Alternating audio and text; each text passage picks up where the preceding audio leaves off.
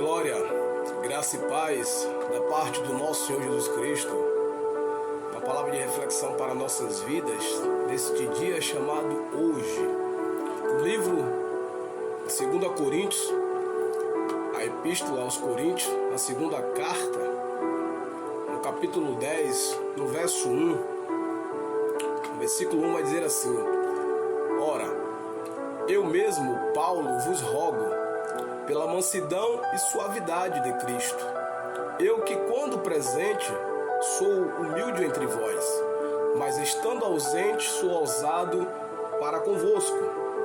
Versículo 2: Rogo-vos, pois, para que não seja necessário ser ousado quando presente, com a finalidade, com a confiança na qual penso ser ousado com alguns, que nos julgam como se andássemos segundo a carne. Versículo 3: Porque embora andando na carne, não guerreamos segundo a carne.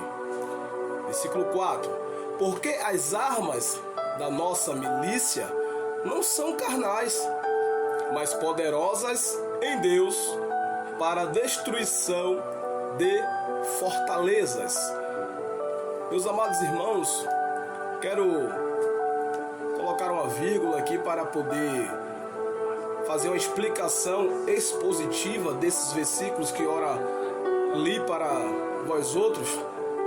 O apóstolo Paulo, na segunda carta aos Coríntios, ele está trazendo uma narrativa, contextualizando um comportamento, uma fala de outros ao seu respeito, que quando em carta ele era ousado na escrita, na doutrina, na ordenância, mas na sua presença física ele era manso, até desprezível no ponto de vista de muitos, e isso foi cobrado dele. Mas ele falou que seria da mesma forma presente, já que muitos estavam querendo ver esse outro lado, digamos assim, do apóstolo Paulo. E ele vai dizer, é necessário quando presente, com confiança na qual penso ser ousado com alguns. Então Paulo sabia que com alguns ele tinha que falar uma linguagem diferente, principalmente com os críticos, uma linguagem mais contundente, mais veemente, mais firme, porque muitas das vezes queremos ser simplórios, queremos ser mansos, queremos falar de uma forma calma, mas tem muitas pessoas que infelizmente se colocam como adversário da doutrina de Cristo, a ponto de que nós temos que ser mais veemente, mais contundente. E aí muitos pensam até que isso é uma arrogância, muitos pensam que isso é até uma soberba no falar, porque muitas das pessoas confrontam a exposição, da interpretação exegética da palavra sem ter o mínimo de conhecimento. E aí às vezes temos que colocar essas pessoas nos seus devidos lugares. E Paulo ele vai trazer a revelação dizendo: porque embora andando na carne, agindo dessa forma, não guerreamos segundo a carne. A metodologia, o modelo de combate, de ensino não era o combate físico, era um combate espiritual. E no versículo 4 ele vai dizer: porque as armas da nossa milícia, olha aí, não são carnais, mas poderosas em Deus para a destruição de fortalezas. A pergunta é: que fortalezas são essas? Talvez eu venha aqui nesse momento trazer um entendimento, uma reflexão expositiva das Escrituras, E aí muitas das vezes há uma fortaleza que atrapalha o vosso entendimento. É a fortaleza do seu pensamento, é a fortaleza da dureza do seu coração. São as fortalezas, e o texto vai dizer aqui especificamente que fortalezas são essas. Verso 5, vem comigo. Destruindo imaginações, olha aí, e toda altivez que se exalta contra o conhecimento de Deus.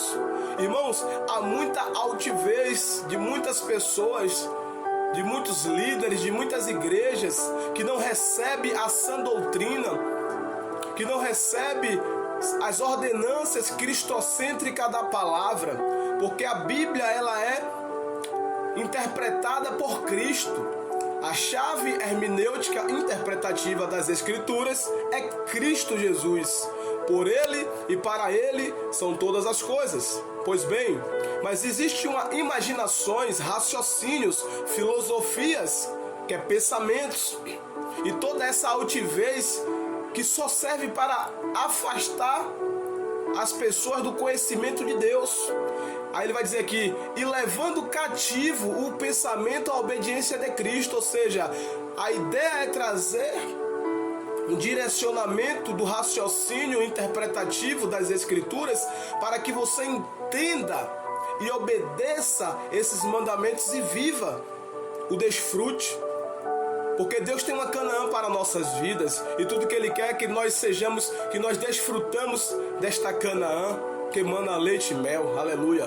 Verso 5 vai dizer, e estando prontos, Paulo estava pronto com a sua equipe, com a sua milícia, com os seus soldados, com os seus combatentes. Paulo estava pronto para vingar toda a desobediência, irmão, quando a vossa obediência for cumprida. Verso 7, olhais para as coisas segundo a aparência exterior. Ele vai ter uma pergunta, olhais para as coisas segundo a aparência exterior? Se algum homem confia em si mesmo, que ele é de Cristo, pense isto por si mesmo, outra vez que, assim como ele é de Cristo, também nós somos de Cristo. Então existia aqueles que contrapôs a Paulo, entende?